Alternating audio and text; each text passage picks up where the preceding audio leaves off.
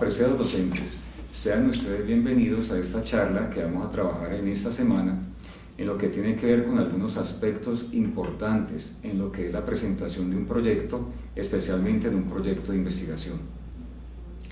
Vamos a comenzar con un tema como es la introducción.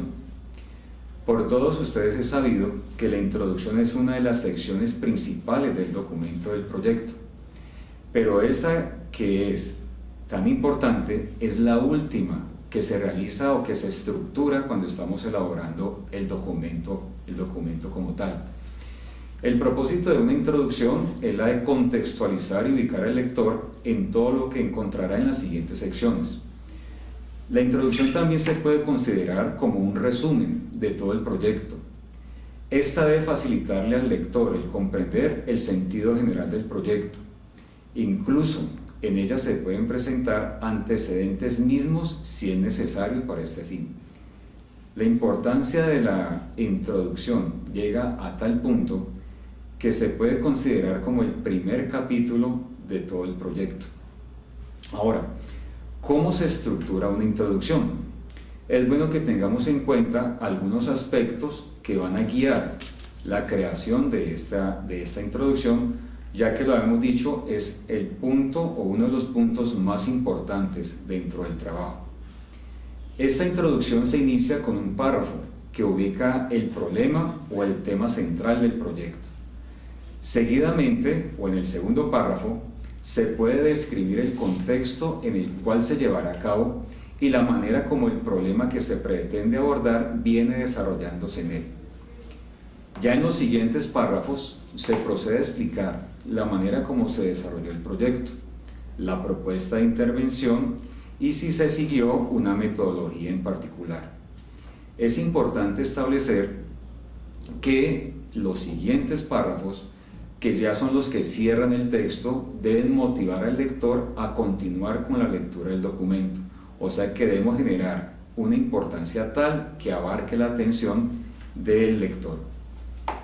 Ahora, en términos generales, la estructura de una introducción se puede definir basándose en tres preguntas que nos ubicarán para la creación o para la concepción de este texto.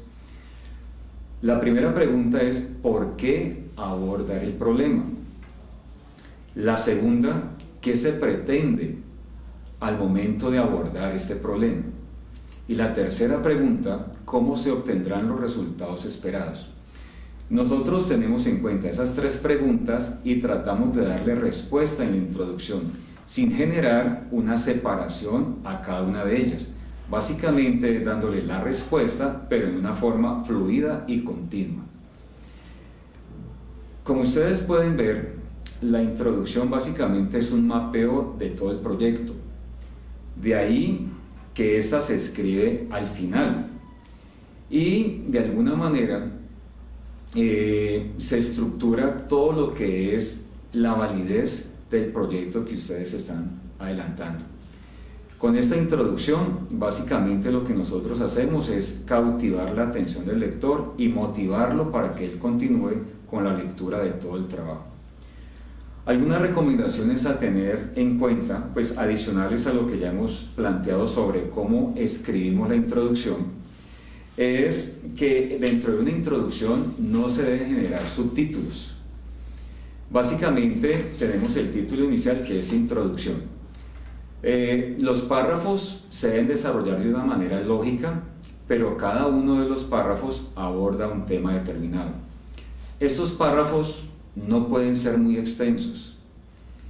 Y adicional, se recomienda que esta introducción no supere las 2 páginas de extensión. Ya más texto puede resultar aburrido de entrada para el lector. El siguiente tema que vamos a abordar y que también es importante en un proyecto tiene que ver con el resumen ejecutivo o el abstract. Ese resumen ejecutivo o abstract es un párrafo en el cual se cuenta todo el proceso del desarrollo del proyecto, pero de una manera estructurada. Hay que tener una secuencia lógica. Esa secuencia lógica inicia o tiene su inicio, tiene su proceso y tiene su final. Este proceso nosotros lo vamos a comentar básicamente en un tamaño no mayor a media página. Esta estructura responde a las siguientes preguntas. Igual que como hacíamos en la introducción, unas preguntas nos permiten redactarlas. Para el abstract también tenemos unas preguntas muy importantes que nos ayudan a ubicar la información. Esas preguntas debemos hacérnoslas y responderlas, pero de una manera articulada, no por separado, no planteando la pregunta-respuesta, sino básicamente damos respuesta y con la respuesta generamos nuestro texto. La primera pregunta es ¿qué proyecto se realizó? Una segunda pregunta sería ¿qué razones motivaron la realización del proyecto? ¿Por qué del proyecto? La tercera, ¿cómo se realizó el proyecto y qué metodología se usó? Y una última pregunta que debemos responder para elaborar el abstract es ¿qué resultados se obtuvieron?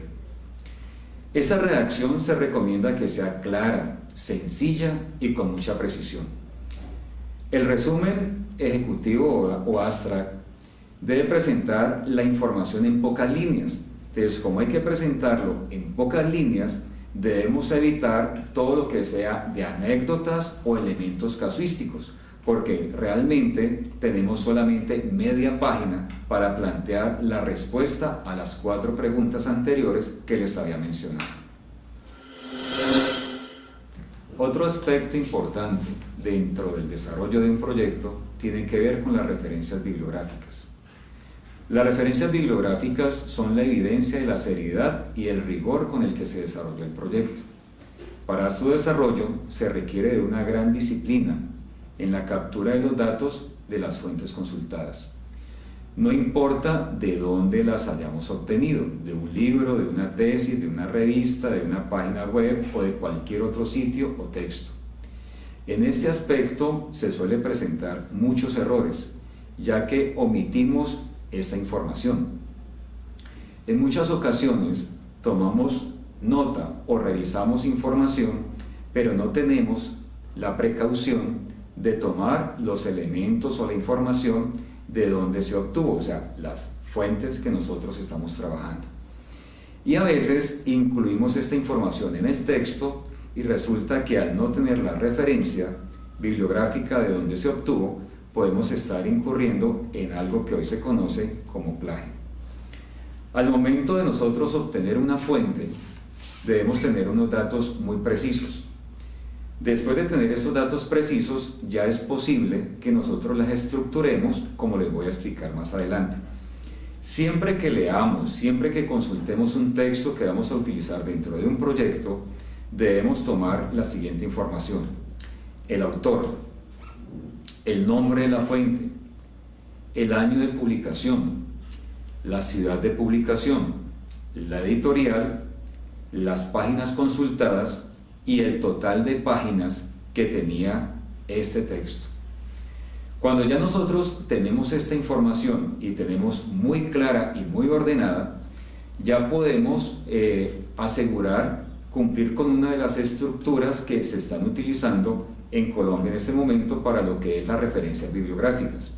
Una de ellas pues tiene que ver con las normas ICONTEC y otra tiene que ver con las normas APA, que son las 2 normas o las 2 estructuras de normas que más se están utilizando en Colombia para lo que es la redacción de proyectos o de trabajos escritos.